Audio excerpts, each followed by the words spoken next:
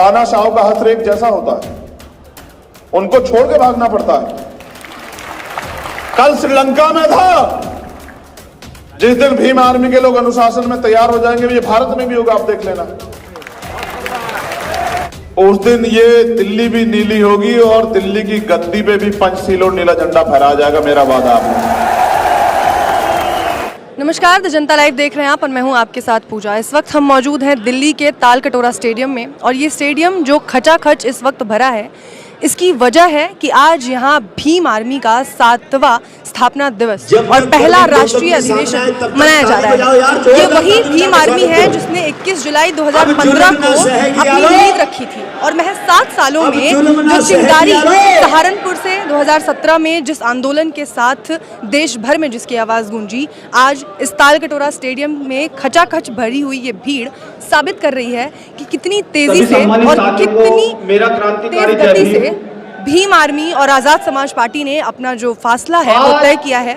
चाहे वो दिल्ली हो, चाहे उत्तर प्रदेश हो, तमाम चुनावों से लेकर तमाम मुद्दों तक आज़ाद समाज पार्टी और भीम आर्मी ने ये साबित किया है कि जहां भी दलितों, शोषितों और वंचितों के साथ अन्याय होगा, वहां वो जमकर खड़ी रही। चाहे वो विद्यार्थी हो, चाहे कोई रेप केस, हर ऐसे मुद्दे पर आज़ाद समाज पार्टी और भीम आर्मी एकजुट होकर खड़ी मिली।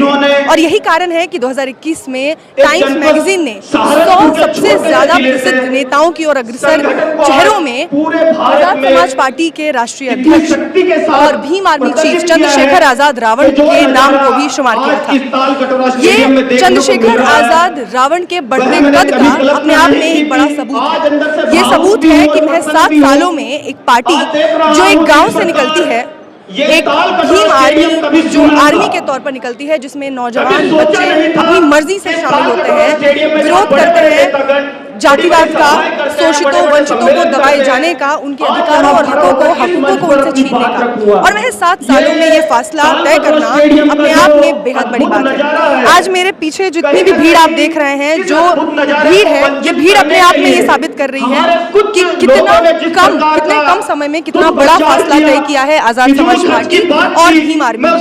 ये अपने आप में बहुत सराहनीय है। और यहाँ मंच पर इस वक्त आज़ाद समाज पार्टी के राष्ट्रीय अध्यक्ष चंद्रशेखर आजाद रावण और भीम आर्मी चीफ के नाम से जिन्हें जाना जाता है, चंद्रशेखर आजाद भी हैं। इसके अलावा विनय रतन सिंह हैं, जिन्होंने भीम आर्मी की स्थापना की थी चंद्रशेखर आजाद के साथ मिलकर। ये वो चेहरे हैं जो आपको अक्सर दिखाई देते हैं जब भी कहीं अन्याय किसी भी समाज के खिलाफ होता है। अभी दिल्ली में चाहे जंतर मंतर पर स्टूडेंट्स के खिलाफ आंदोलन हो, उसमें भी भीम आर्मी ने ये साबित किया है कि जहां भी किसी की आवाज को दबाया जाएगा वो वहां खड़े होंगे, उसका पुरजोर विरोध करेंगे। यही एक कारण था कि उत्तर प्रदेश के चुनाव में भी कहीं ना कहीं एक कांटे की टक्कर देती नजर आ रही थी भीम आर्मी। वो अलग बात है कि जीत से कोसों दूर रहे, लेकिन चुनावों में अपना नाम दर्ज कराने में आज़ाद समाज पार्टी कहीं पीछे नहीं रही। आज 7वां अधिवेशन है भीम आर्मी का और इसको एक बड़े स्तर पर मनाया जा रहा है। ये पहला राष्ट्रीय अधिवेशन है, लेकिन ये इस बात का भी उद्घोष है कि ये पहला राष्ट्रीय अधिवेशन इस तौर पर मनाया जा रहा है तो आने वाले 7 सालों में भीम आर्मी कहाँ होगी और आज़ाद समाज पार्टी राजनीति में कितना बड़ा परिवर्तन ला सकती है, ये इसकी महज पहली झलक। राष्ट्रपिता ज्योतिबा फुले 1890 में चले गए और 91 में पैदा हुए बाबा साहब अंबेडकर। उन्होंने उनको देखा भी नहीं लेकिन गुरु माना। उसका एक कारण मात्र एक था कि वो अपने लिए नहीं जिए। हम लोग जो अब सिखाने का काम करते तो सबसे पहली लाइन ये सिखाते हैं कि एहसान फरामोश व्यक्ति समाज और देश पे कलंक होता है। जब हम लोग काम करते हैं तो हम एक दूसरे के लिए नहीं, जो कर्ज हमारे ऊपर है उसके लिए काम करते हैं। आज अगर ये अवसर मिला है, ये सम्मान का जीवन मिला है, ये जैकेट, ये जूते चप्पल, ये मंच और ये माइक मिला है, तो ये हमारे महापुरुषों के संघर्ष की देन है। काशीराम साहब कहते थे कि भारतीय संविधान हमारे महापुरुषों के संघर्ष का निचोड़। मैं गौरवान्वित हूं कि मैं भीम आर्मी का एक कार्यकर्ता हूं, लेकिन मुझे उससे भी ज्यादा खुशी है कि मैं भीम आर्मी का एक अनुशासित कार्यकर्ता हूं, क्योंकि अगर मैं ही अनुशासित नहीं हूंगा तो दूसरे को कैसे कहूंगा? समय समय पे मैंने बहुत सारी गलतियों से सीखा है और पिछले आंदोलन से भी सीखा है। मैं आपको विश्वास दिलाता हूं कि वो दिन नहीं आएगा जिस दिन मेरी वजह से आपका सम्मान कम हो या आपके ऊपर कोई उंगली उठाए कि आपका नेता कमजोर है। ये आज 7वें स्थापना दिवस पे राष्ट्रीय अधिवेशन में मेरा आपसे वादा है। साहब काशीराम जिस कैडर से मूवमेंट को तैयार किए हैं कि विरोधियों में जो है वो खलबली मची हुई है, वो तमाम षड्यंत्र कर रहे हैं किस तरह से आजाद समाज पार्टी भीम आर्मी कमजोर कर दे। मैं पूरी जिम्मेदारी से कहता हूं कि अभी तो हमारे साथियों ने अंगड़ाई ली है, अभी तो उन्होंने संघर्ष शुरू भी नहीं किया। जिस दिन वो लोग संघर्ष करेंगे उस दिन ये दिल्ली भी नीली होगी और दिल्ली की गद्दी पे भी पंचशील और नीला झंडा फहराया जाएगा, मेरा वादा आपको। देखो, आप मुझे अपनी ताकत मानते हैं और मैं आपको अपनी ताकत मानता हूं। जितने पदाधिकारी मंच पे बैठे हुए हैं, मैंने आपसे कहा था कि पेन कॉपी लेके आना। जितने पदाधिकारी सामने बैठे हैं, कुछ बहुत जिम्मेदारी की बातें मैं आपके सामने 5 मिनट बाद रखूंगा, उनको नोट करना है आपको। और नोट नहीं करना, ये समझना कि ये आदेश है, इसको लागू होगा ये आदेश, इसमें कोई कोताही नहीं बरती जाएगी। मैं तो अपने आप को वहीं 2015 में खड़ा मान रहा हूं कि आज जीरो से शुरू कर रहे हैं, आज जीरो से शुरू कर रहे हैं, जीरो से शुरू करके और इसको अंतिम पायदान पे लेके जाना है। लेकिन अब हम काम अनुशासन में करेंगे, अब हम करके दिखाएंगे, अब हम घुटनों के बल रेंग के नहीं चलेंगे, अब हम सीना तान के खड़े होके जो है अपनी हक अधिकार की लड़ाई लड़ेंगे और अब हम पीछे नहीं रहेंगे, अब हम अपनी कुर्सियों पे कब्जा करेंगे। यहां उपस्थित मातृशक्ति को भी मैं धन्यवाद देता हूं, नमन करता हूं। ये कठिन समय चल रहा है। एक तरफ जिनको रोज हम कहते हैं कि वो बहुत ताकतवर हो रहे, वो सच में ताकतवर हो रहे हैं, क्योंकि वो इस देश की सत्ता, इस देश की व्यवस्था, इस देश की जुडिशरी, इस देश का एडमिनिस्ट्रेशन, इस देश की मीडिया, इस देश के धन पे काबिज है। और हमारे पास बाबा साहब अम्बेडकर की दी वोट ही है बस उनसे लड़ने के लिए। मैं आपसे जानना चाहता हूं, क्या बाबा साहब का सपना पूरा हो गया है क्या?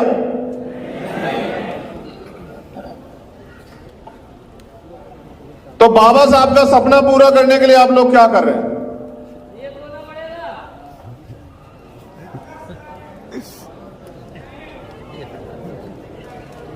मैं आपको बस बता रहा हूं, आप लोग जान लो, आपके काम आएगा, आगे बढ़ने का मौका देगा आपको ये। मैं अपनी बात की शुरुआत बाबा साहब अम्बेडकर के एक संदेश से करना चाहता हूं, और वो संदेश आगरा की पवित्र धरती पे 18 मार्च 1956 को बाबा साहब अम्बेडकर ने दिया था। उन्होंने कहा कि मैं बड़ी कठिन परिस्थितियों में तमाम तरह के अन्याय, आरोप, अत्याचार, अपमान को सहकर इस कारवां को यहां तक लेके आ पाया हूं। अगर आप इसको आगे नहीं बढ़ा सकते तो इसको पीछे मत जाने देना। उन्होंने यह भी कहा कि मुझे मेरे पढ़े लिखे लोगों ने धोखा दिया। उन्होंने उसके बाद जो कहा वो बहुत महत्वपूर्ण है, और उन्होंने कहा कि अब मैं बूढ़ा हो चला हूं, परेशान रहता हूं, मुझे नींद नहीं आती। मैं अपने जब चारों ओर देखता हूं तो मुझे एक भी नौजवान नहीं दिखाई देता जो इस तंबू का बंबू बनके इस आंदोलन को आगे ले जा सके। ये बात बाबा साहब अम्बेडकर 56 में कह रहे हैं। कब कह रहे हैं? 56 में। और किनके बीच में कह रहे हैं? ये बात बाबा साहब अपने उन अनुयायियों को भी कह रहे हैं जो उनके साथ काम कर रहे थे। ये सिर्फ समाज को नहीं कह रहे हैं, ये बात बाबा साहब अंबेडकर अपने अनुयायियों, अपने सहयोगियों को भी कह रहे हैं। वो उनको भी आईना दिखा रहे हैं कि आज मुझे मेरे चारों ओर कोई एक भी नौजवान ऐसा दिखाई नहीं देता जो इस आंदोलन रूपी तंबू का बंबू बनके इस आंदोलन को आगे बढ़ा सके। यानी कि जो साथी उस समय काम कर रहे थे बाबा साहब के साथ, बाबा साहब उन पे भी भरोसा नहीं कर पा रहे थे कि इसको आगे बढ़ा देंगे। वो कहते अगर कोई ऐसा नौजवान खड़ा हो जाए और इस आंदोलन को आगे बढ़ाए तो मैं भी चैन से मर सकूं। वो इस देश के नौजवानों से आह्वान करते हैं कि उठो, जागो। अपने लिए तो पशु पक्षी भी जी रहे हैं, श्रेष्ठ जीवन जीना है तो समाज के लिए जियो। आज भीम आर्मी वही तो कर रही है। आज अगर पूरे देश में के अन्याय होता है तो पुलिस से पहले किसको आम आदमी याद करता है बताओ? भीम आर्मी को। और जिसकी पुलिस से भी उम्मीदें खत्म हो जाए वो किससे उम्मीद करता है? जिसकी सरकार से भी उम्मीद खत्म हो जाए वो किसके संघर्ष से उम्मीद करता है? और ये मेरी ताकत नहीं है, ये इस मंच की ताकत नहीं है, ये ताकत है उस कोने में और वहां सामने ठहरे कार्यकर्ता की, जो ना दिन देखता है, ना रात देखता है, ना सुबह देखता है, ना शाम देखता है, ना धूप देखता है, ना बारिश देखता है, ना भूख देखता है, ना प्यास देखता है। बस उसको एक आदेश या एक जानकारी मिली होती है कि मेरे समाज पे, इस बहुजन समाज पे कहीं अत्याचार हुआ है, फिर उसको रोकने वाली ताकत जो है वो फिर सरकार के पास नहीं है। इसी क्रम में यहां सीएचए के भाई बहन भी आए हुए हैं मेरी जानकारी में। जो लोग राजस्थान सीएचए के जो भाई बहन हैं वो मेरे सामने वो भी आए हुए हैं और उन्होंने मुझसे कहा था कि भाई सरकार हमारी बात नहीं मान रही है, आपको हमारा साथ देना होगा। मैंने उनसे वादा किया था कि हमारा अधिवेशन खत्म हो जाने दो, इस राजस्थान सरकार की भी अकल ठीक करने का काम भीम आर्मी के लोग करेंगे।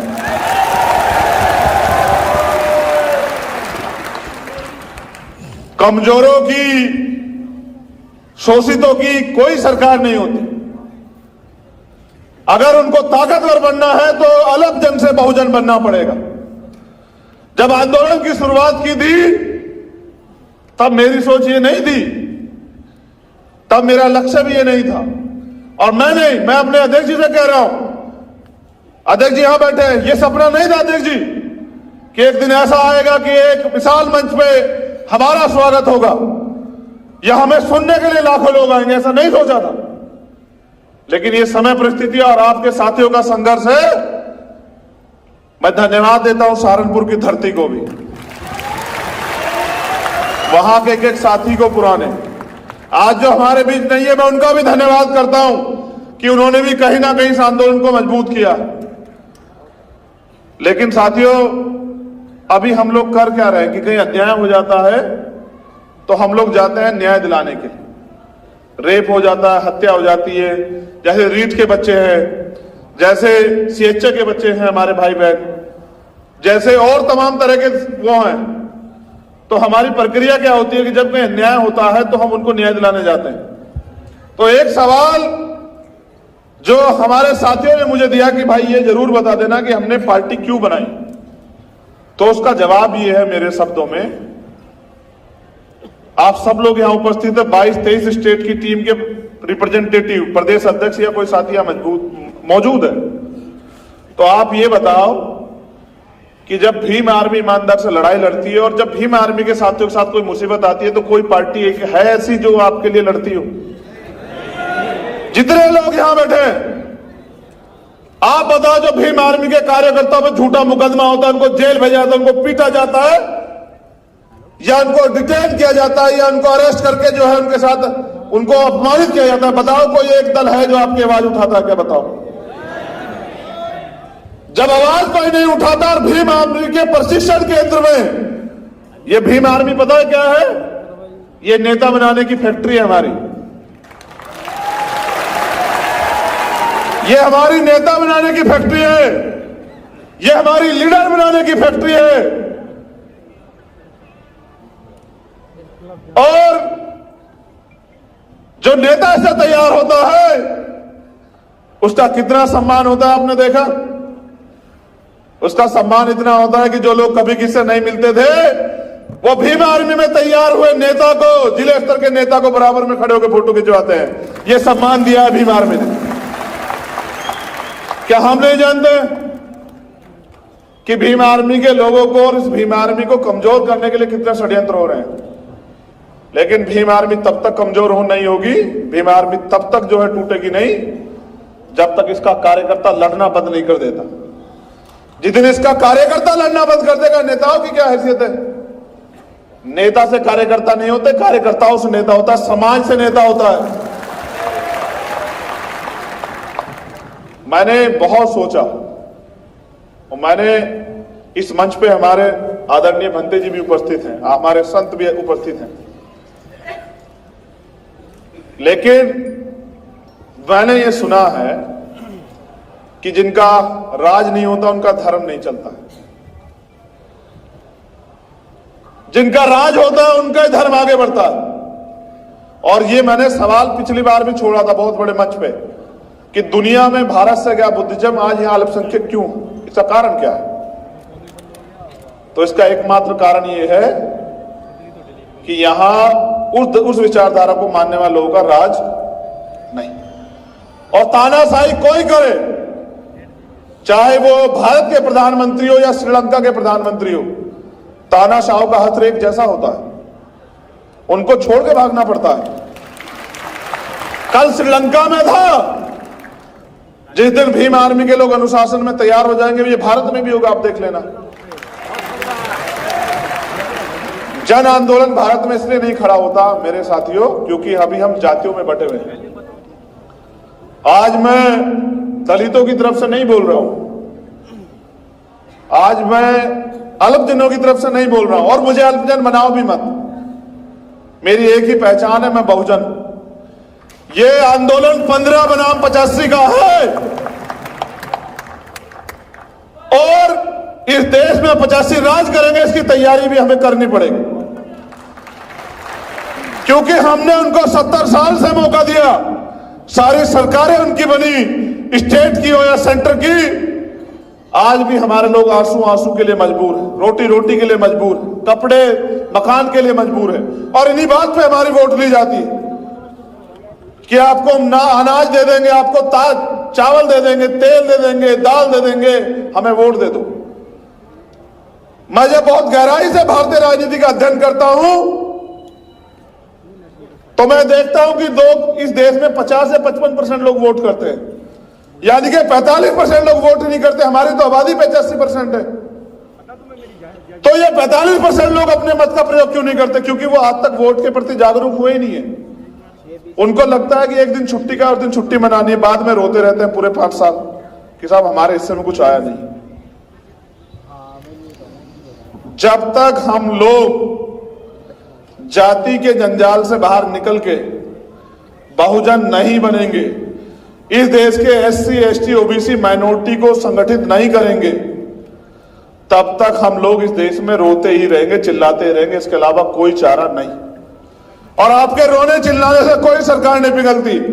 इसका उदाहरण यहां सीएचए के बच्चे बैठे हुए, इसका उदाहरण उत्तर हजार शिक्षक भर्ती के बच्चे बैठे हुए कि वो रोए भी, चिल्लाए भी, पीटे भी, भूखे भी रहे, प्यासे भी रहे, लेकिन सरकार को दया नहीं आई, क्योंकि सरकार का चरित्र एक होता है। ये हमने राजस्थान की सरकार से सीखा। मैं धन्यवाद देता हूं राजस्थान की सरकार का कि उन्होंने हमारे हौसले और बुलंद किए। और मैं अपने राजस्थान के प्रभारी और उनके नेताओं को, जो राजस्थान प्रदेश के भीम आर्मी आजाद समाज पार्टी, कहना चाहता हूं कि अगर अब भी वो दोबारा से वो सरकार सत्ता में आई तो फिर वो अपमान बरकरार रहेगा जो अपमान उन्होंने जो है इस बार हमें सूद समेत दिया है, उसका भी इंतजाम आप लोगों को करना पड़ेगा। साथियों, जब तक हम लोग कैडराई नहीं थे तब तक हम लोग क्राउड थे, भीड़ होती है। 2022 में सोचिए कि दोबारा से जीने का मौका मिला, कठिन समय था, मुझे भी बहुत वो लगा, मैंने बहुत मेहनत की थी, आप सब लोग जानते हैं। कोई ऐसा आंदोलन, एक आंदोलन ऐसा नहीं जिसमें मैंने कभी आपको निराश किया, व्यक्तिगत रूप से कह रहा हूं। इस मैं में ये पूरी भीम आर्मी है, मैं इनकी तरफ से नेतृत्वकर्ता के तौर पे बोल रहा हूं। कोई एक आंदोलन ऐसा है जिसमें भीम आर्मी के लोगों ने पीठ दिखाई हो?